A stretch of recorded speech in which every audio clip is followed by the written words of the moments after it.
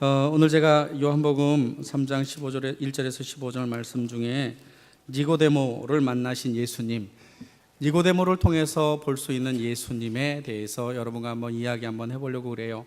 9시에 제가 시를 하나 읽어주었는데 9시 사람들은 똑똑해서 그런지 그 시를 다 이렇게 알더라고요. 11시에 오신 분은 그 시를 알까? 제가 한번 시험 한번 해보도록 하겠습니다. 시는 이렇게 시작됩니다. 우리의 만남은 우연이 아니에요. 왜 웃어? 아는가 보네. 그것은 바람이었어. 이거 모니터 꺼야 된다. 싱어 모니터 왜 이렇게 크게 틀어놨나? 좀 꺼줘라. 그래서 시를 읽으려면 이게 좀 잘 돼야 되는데, 다시 한번. 우리의 만남은 우연이 아니야. 그것은 바람이었어. 있기에 너무한 나의 운명이었기에 바랄 수 없지만 영혼을 태우리. 이렇게 돌아오지 마라. 이렇게 하는 노래가 있어요. 노사연 씨의 어떻게 잘 알아요? 성경은 몰라도 가요는 잘 알고 이게 그런데 노사연 씨가 집사님이잖아요. 온누리교회 집사님이라고요. 그런데 그분의 노래를 이렇게 들을 때마다 그 속에는 세상의 가치관이 아닌 하나님의 가치관이 이렇게 들어있어요. 이 노래에서도 우리의 만남은 우연이 아니고 운명이었다라고 고백하는 것처럼 우리가 세상을 살아갈 때 우리에게는 우연한 만남과 같은 일들이 눈에 많이 뜨이지만 엄밀한 관점에서 보면 그것은 우연이라기보다는 하나님의 운명일 수 있겠다라고 하는 거예요. 부부가 서로 스쳐 지나가다가 만나는 것도 우연해 보이지만 그러나 그 모든 것들 속에는 어쩌면 필연과 운명과 같은 그런 일들이 우리에게 있지 않을까. 누구를 만나느냐, 어디에서 어떤 사람을 만나느냐는 그러므로 참 중요한 것 같아요. 그 20세기에 기독교 변증학의 대가가 옥스퍼드 대학 교수로 있는 C.S. 루이스라는 사람이 있어요. 이 사람은 예수를 믿은 사람이 아니에요. 근데 정말 석학이에요. 제가 그 사람 책을 이렇게 다 사서 수십 권을 읽어봐도 이해가 안 되는 게 너무 많아요. 그만큼 대단한 사람인데 그 사람이 예수를 믿기 전에는 기독교를 반박하고 이렇게 무신론은 반증했던 사람인데 그 사람이 누구를 만났느냐 하면 루엘 돌킨이라는 사람, 이 사람도 옥스퍼드 대학교 교수였는데 이 사람을 만나서 예수를 믿어요. 그래서 그의 인생이 완전히 뒤바뀌는데 기독교를 반박했던 그가 기독교를 변증해내는 변증가로 20세기에 크게 사용이 돼요. 여기에 등장한 로널드 루엘 돌킨은 여러분 반지의 제왕을 쓴 소설가입니다. 반지의 제왕 잘 아시지요? 그가 그를 만났기에 그의 인생이 달라졌다라고 하는 거예요. 영국의 지성이 C.S. 루이스라고 한다면 아마도 우리 한국의 지성은 문화부 장관을 역임했었던 이어령 교수를 우리가 들 수 있을 거예요. 이대의 명예교수이지요. 이어령 교수는 70세가 되기 전까지는 하나님을 믿지 않았지만 그의 인생 속에 두 가지가 자기의 인생을 크게 바꿨다라고 그는 말해요. 제가 아침에도 소개했는데 오래전에 제가 여러분들에게 좀 읽어봤으면 좋겠다라고 소개했었던 지성에서 영성으로 75세 때 이어령 교수가 쓴 책입니다. 그런데 그는 자신의 인생에서 만났던 두 만남에 대해서 잊을 수가 없다라고 고백하고 첫 번째 만남은 그의 어머니와의 만남이었다라고 그래요. 여러분, 어머니와의 만남은 절대로 우연이 될 수가 없지요. 그것은 운명인 거예요. 근데 이어령 교수는 어떻게 표현하고 있느냐 하면 자기가 그를 알고 있지 않을 그 당시에도 어머니는 자기에게 동화책을 읽어주었다라고 하는 거예요. 자기가 수만 권의 책을 읽고 수백 권의 책을 썼지만 그 모든 지성의 눈이 열리기 시작했던 만남은 어머니와의 만남이었다라고 그가 고백해요. 그가 지성을 어머니와의 만남을 통해서 이해했지만 또 하나, 그는 영성으로 자신의 인생을 돌아보는데 그 영성의 눈을 떼어준 사람은 그의 딸 이미나였어요. 눈이 실명될 위기에 있었을 때 하나님 앞에 기도했고 갑상선 암 때문에도 하나님께 기도했으며 자기 아들의 자폐 때문에 하나님께 기도하는 그 딸의 모습을 보고 이혜령 교수가 누구를 만나게 되느냐 하면 예수님을 만나게 됐어요. 그의 나이 70여 세 때 지금은 세상을 떠나신 오누리 교회 하용조 목사님께 세례를 받고 그가 75세 때 이렇게 고백하죠. 나는 이제 지성으로 살아왔다. 나는 이제까지 지성으로 살아왔다. 그러나 앞으로는 영성으로 살겠다라고 고백해서 이 책을 기록한 거예요. 여러분, 저와 여러분과 저의 만남은 우연일까요? 대답을 안 한대요. 예? 끔찍해요? 저를 만난 게? 그렇게 어쨌든 우연 같지만 우리의 만남 또한 하나님의 계획 가운데 있는 줄로 믿습니다. 근데 이 세상에서 진정한 만남이 무엇일까? 저는 많이 고백하는데요. 진정한 만남은 우리도 찬양했지만 하나님과의 만남인 줄로 믿습니다. 세상에는 변하지 않는 것이 두 가지가 있대요. 하나는 하나님은 변하지 않는데요. 둘째는 인간은 변하지 않는데요. 그러나 우리를 만들어 가시는 주님 때문에 우리 인생에 놀라운 역사가 있게 될 줄로 믿습니다. 예수님이 만나준 인물 니고데모. 예수님이 만나준 니고데모가 예수님을 만나기 전과 만난 후에 그의 인생은 어떻게 달라졌을까? 우리 또한 예수님을 만났다면 우리의 인생은 어떻게 살아야 될까? 어떻게 살게 될 것인가에 대해서 제가 여러분과 함께 짧게 오늘 보면 1절에서 15절 말씀을 가지고 좀 나눠보려고 해요. 예수님이 만나주었던 니고데모는 오늘 3장 1절에 그런데 바리새인 중에 니고데모라 하는 사람이 있었다라고 기록되어 있어요. 여기 바리새인 중에 니고데모라고 되어 있는데 바리새인은 율법을 지키는 믿음 참 좋은 사람들이었어요. 예수님이 보실 때 그들이 율법주의가 되었던 것은 지적했지만 그들이 그렇게 말씀을 붙잡고 살아가는 것은 너희가 닮아야 된다라고 말할 정도로 율법을 지키고 하나님의 말씀대로 살아가는 바리새인들은 그 당시에 청정지역과 같이 하나님의 백성으로 참 귀하게 쓰임받기도 했었죠. 그 중에 나온 인물이 바울과 같은 인물이 등장하기도 해요.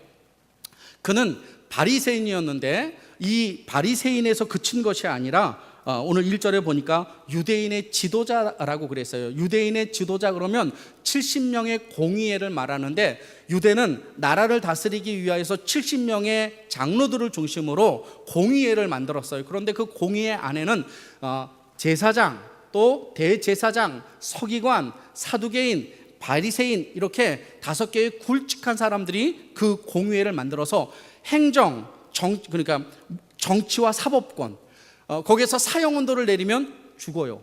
사형언도. 그 권력기구이기 때문에 그 속에 있었던 사람 중에 한 사람이 있었는데 그 사람이 이 니고데모예요. 그런데 니고데모가 바리새인인데 놀라운 것은 70인 공유의 바리새인은 많은 수를 차지하지 않고 2명 정도 차지해요. 공유회 안에.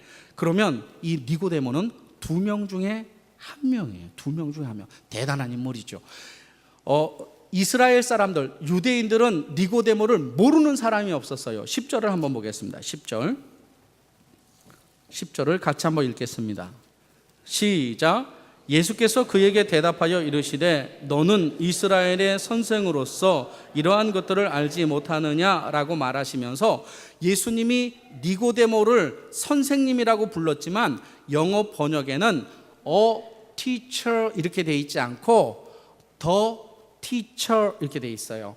teacher와 the teacher는 뭐가 다르냐? 이 땅에 teacher 많은 선생님들이 있지요. 그 누구를 특정하는 것이 아니에요. 그런데 안중에 그 선생님이 있어. the teacher 대단하지 라고. 그래서 많은 사람들이 그 사람을 아는 거예요. 세상에 많은 목사들이 있다.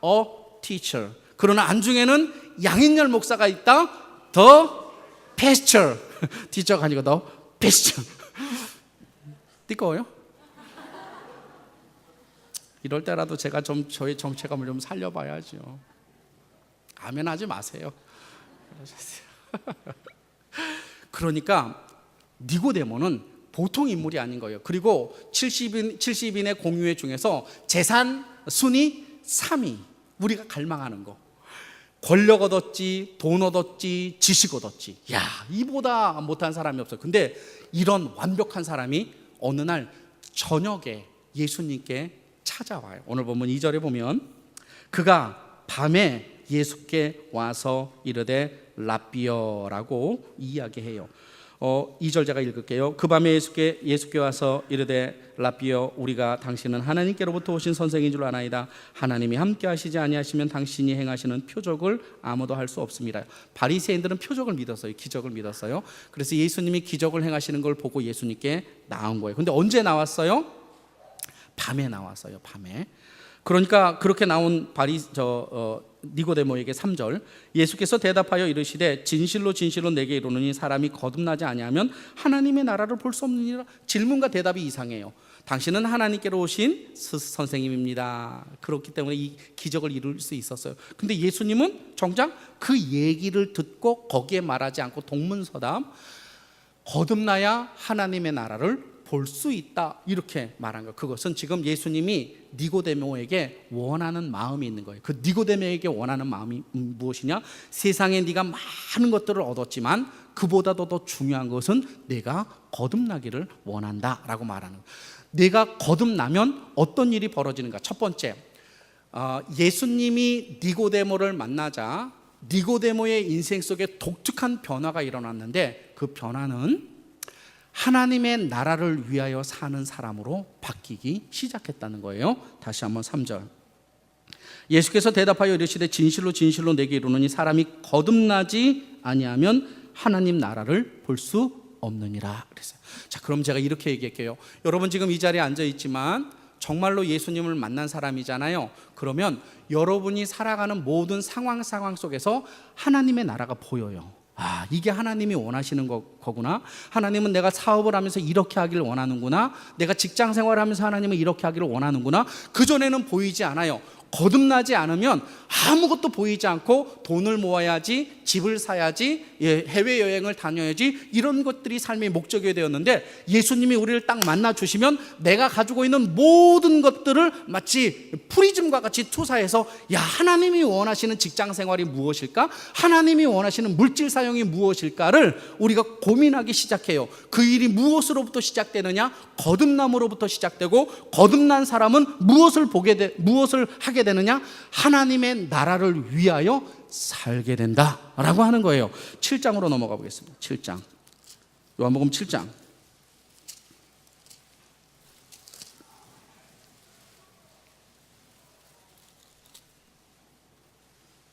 7장 45절.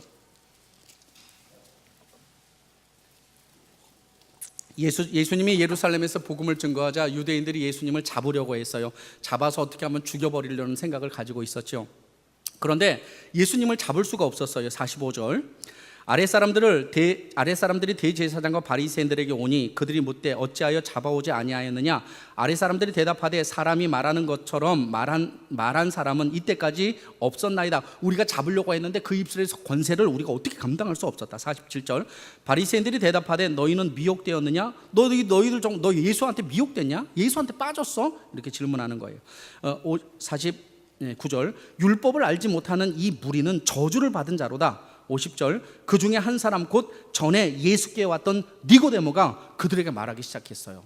야, 예수 잡아와. 예수 잡기 힘들어요. 특별한 능력이 있어요 라고 말하니까 그때 이 바리새인들이 너네도 한통속이지 라고 말한 거예요. 한통속으로 드러나면 죽이겠죠. 그런데 이때 니고데모가 자리에서 번쩍 일어났어요. 50절. 그 중에 한 사람 곧 전에 예수께 왔던 니고데모가 그들에게 말하되 우리 율법은 사람의 말을 듣고 그 행한 것을 알기 전에 심판하느냐? 야, 바리새인, 너 예수를 정확하게 알아? 예수를 정확하게 알고 지금 심판하려고 그러는 거야? 예수가 잘못된 게 아니라 네가 잘못된 거야 라고 말하는 거예요. 그래서 니고데모가 어떤 수모를 당하느냐? 52절. 그들이 대답하여 이르되 너도 갈릴리에서 왔냐? 너도 갈릴리에서 왔느냐라는 얘기는 니고데모 너 무식한 놈이구나 그랬어요. 유대인의 선생인데 너 갈릴리에서 왔어? 그 물고기 잡는 어부 그 배우지도 못한 너 그런 놈하고 똑같아? 이렇게 수모를 주는 거예요. 52절. 그들이 대답하여 이르되 너도 갈릴리에서 왔느냐? 찾아보라. 갈릴리에는 선지자가 나지 못하였느니라라고 그를 수모한 거예요. 참 이상하죠. 거듭나기 전에는 손해보는 거 싫어요. 거듭나기 전에는 교회 이렇게 다니는 것 자체가 사실은 좀 그래. 교회를 다니고 있어도 거듭나기 전에는 내가 세종왕교회에 다닌다라는 얘기를 잘 못해. 그렇게 예수님 믿는다는 얘기를 잘 못해. 근데 거듭나잖아요. 어떤 일이 벌어지느냐? 내가 주를 위하여 손해보는 것을 감당해 내는 거예요. 누구를 위하여? 하나님의 나라를 위하여 그렇게 살게 된다. 여러분, 제가 질문 한번 해볼게요. 여러분은 거듭나셨습니까? 여러분 예수를 진정으로 믿습니까? 그러면 분명한 사실 제가 알려드릴게요. 여러분도 주를 위하여 살게 될 것입니다. 첫 번째. 두 번째, 오늘 본문에 보면 그러나 니고데모는 거듭나야 하나님의 나라를 볼 수 있다 3절 그렇게 말했지만 그 말씀이 이해가 되지 않았어요. 그래서 4절 이렇게 질문합니다. 니고데모가 이르되 사람이 늙으면 어떻게 날 수 있사옵나이까? 두 번째 모태에 들어갔다가 날 수 있습니까? 이렇게 사람의 생리적인 관점에서 예수님께 말한 거예요. 그러니까 5절에 예수께서 대답하시되 진실로 진실로 내게 이르노니 사람이 물과 성령으로 나지 아니하면 하나님 나라에 들어갈 수 없느니라 이렇게 말했어요. 물과 성령으로 거듭난다 3절 거듭나지 아니하면 이라고 하는 이 단어들은 무엇을 말하느냐 하면 거듭나다라고 하는 이 헬라어 원래 헬라어 단어는 아노텐이라고 그래요. 아노텐이라는 단어예요. 근데 아노텐은 거듭난다라는 뜻이 아니에요. 우리나라 성경을 번역할 때 우리 선조들이 이 뜻은 거듭난다라고 번역해도 괜찮겠구나라고 해서 거듭난다라는 용어를 사용했지, 아노텐이라는 헬라어 원어는 무슨 뜻이냐면 하늘로부터라는 뜻이에요. 하늘로부터. 그 다음에 없어요. 또 두 번째 해석은 무엇이냐? 새롭게 시작함. 이런 새롭게 시작함. 그러니까 이 거듭난다라는 얘기는 하늘로부터 우리의 인생이 새롭게 시작된다라고 하는 거예요.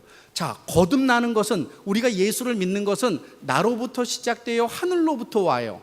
하늘로부터 오는 선물이잖아요. 그러니까 우리의 인생이 정말로 거듭나려거든 우리가 율법을 지키지 않아도 돼요.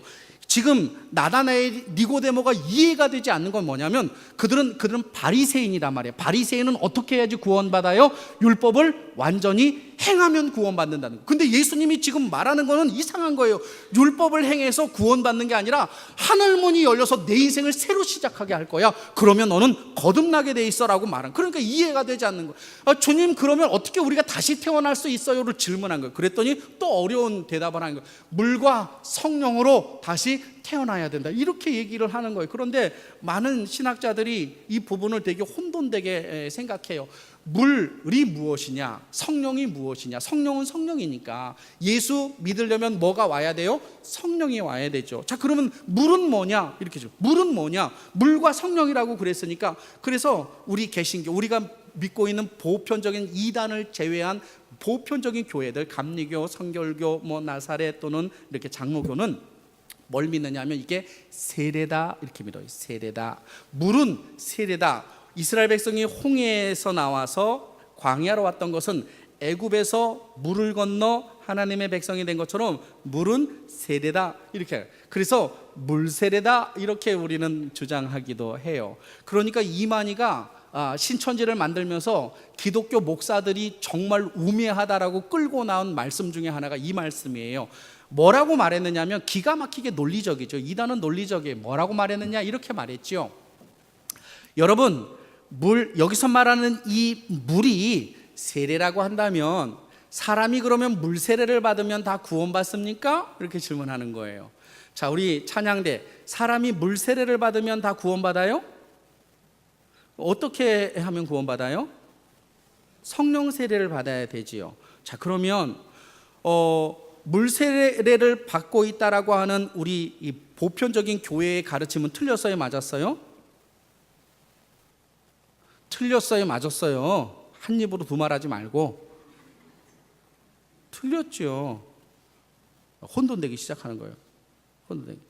여러분 군대 가시면 알겠지만 이런 거예요. 군대 가면 그러겠죠. 군대 갈 때 주일날 됐어요. 11시 목사님이 전화해 띠리링 전화해가지고 작업병들 중에서 예배 드려야 되는데 지금 사람이 모자라니까 사람 좀 보내줘. 네 알겠습니다. 그러면 그 하사가 딱 나와가지고 교회 갈 사람 야 기독교 신자 손들어 그러면 풀 막 뽑다가 저요 해가지고 막 와요. 쭉 줄 서요. 자 교회로 향하여 앞으로 가! 그러면 이제 그때 이렇게 막 이렇게 교회를 향하여서 가요. 앞에서부터 시작해서 끝까지 다 자지요. 얼마나 힘들고 어려워요.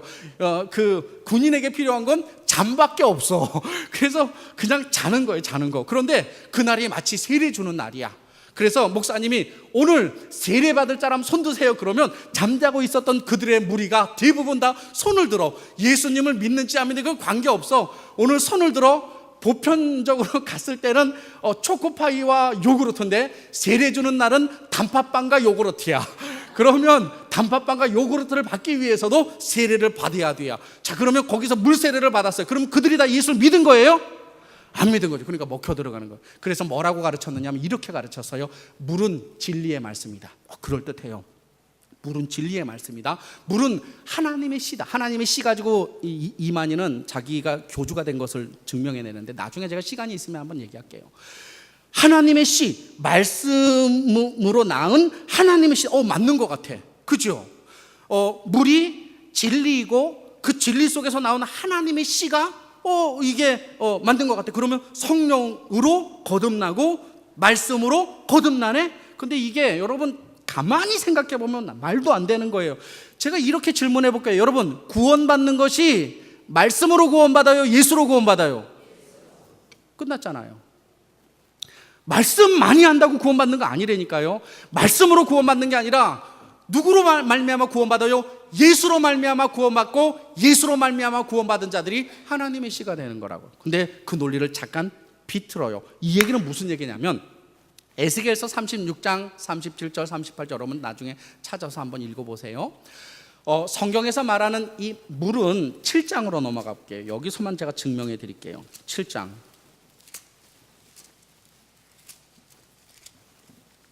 37절 7장 37절 명절 끝날 곧 큰 날에 예수께서 서서 외쳐 이르시되 누구든지 목마르거든 내게 와서 물을 마시라. 물 얘기예요. 지금 나를 믿는 자는 성경의 이름과 같이 그 배에서 생수의 강 물이 흘러나오리라 하시니라. 39절 이는 그를 믿는 자들이 받을 뭘 가리키는 거예요?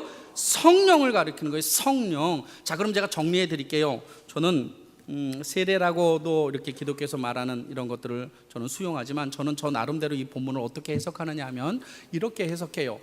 원어를 보면 물 and 성령으로 번역하면 안 되고 물 곧 성령으로 번역해야 돼요. 이해되세요?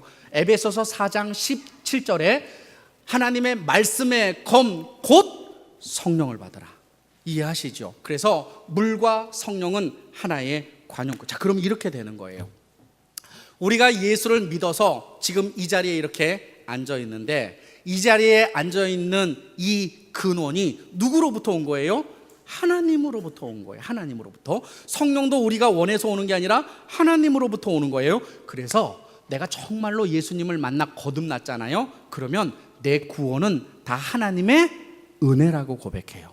내 삶은 다 하나님의 은혜라고 고백하는 거예요. 참 이상해요. 예수를 믿는 사람들의 대부분은 어떠한 삶의 상황과 지경이 있을지라도 그것을 은혜라고 표현하는 거예요. 하나님이 알아서 하시고 하나님의 역사하심이다라고 말하는 것이죠. 여러분 지금 이 자리에 앉아 있는 것이 율법을 지키고 율법 때문에 앉아 있는 거예요? 하나님의 은혜 때문에 앉아 있는 거예요? 하나님의 은혜이지요. 그래서 예수님을 만나면 입에서 뭐가 터져 나오느냐? 자녀 기르기 정말 힘들어도 하나님의 은혜로. 그랬어요. 재은아, 하나님의 은혜로 내가 너를. 부부하고 살 때도 얼마나 힘들어요, 그죠? 마누라, 하나님의 은혜로 내가 살아.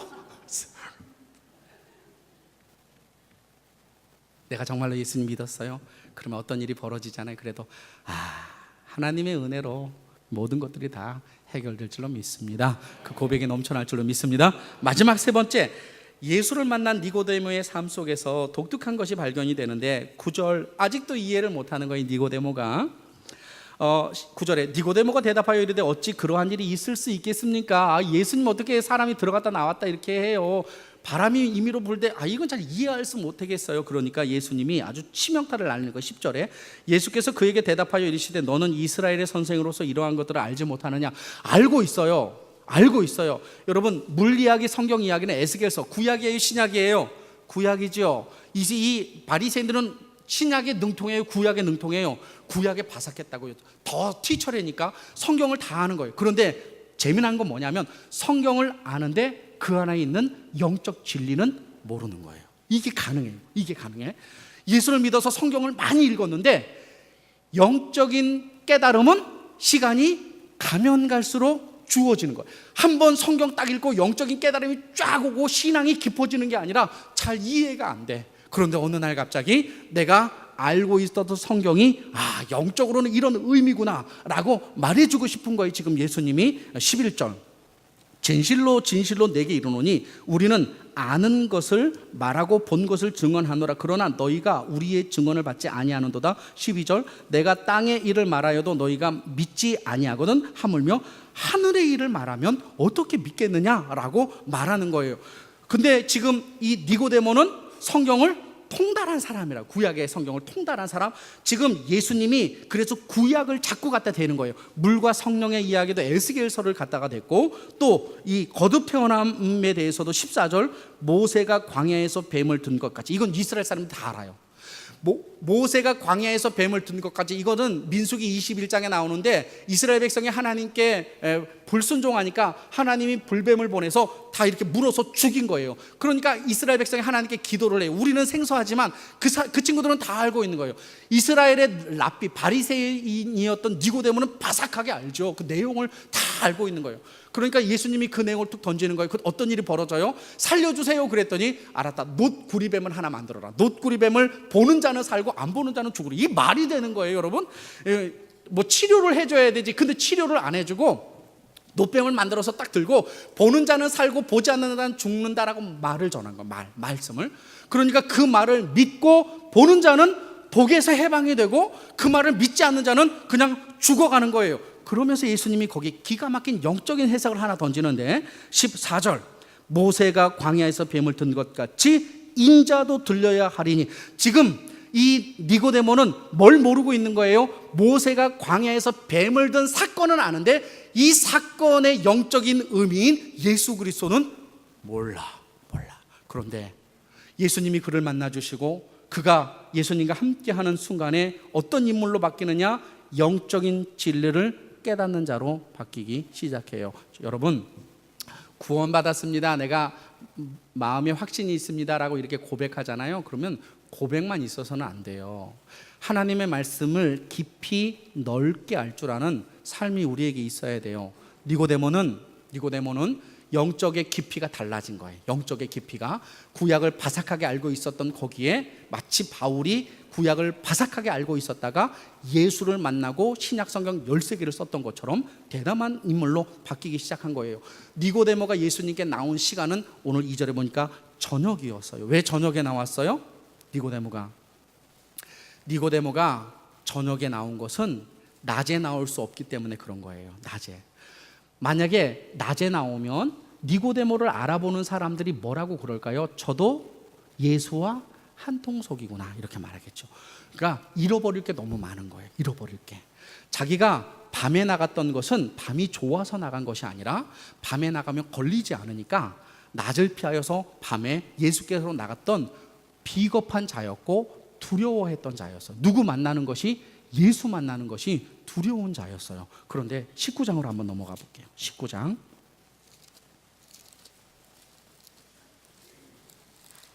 38절.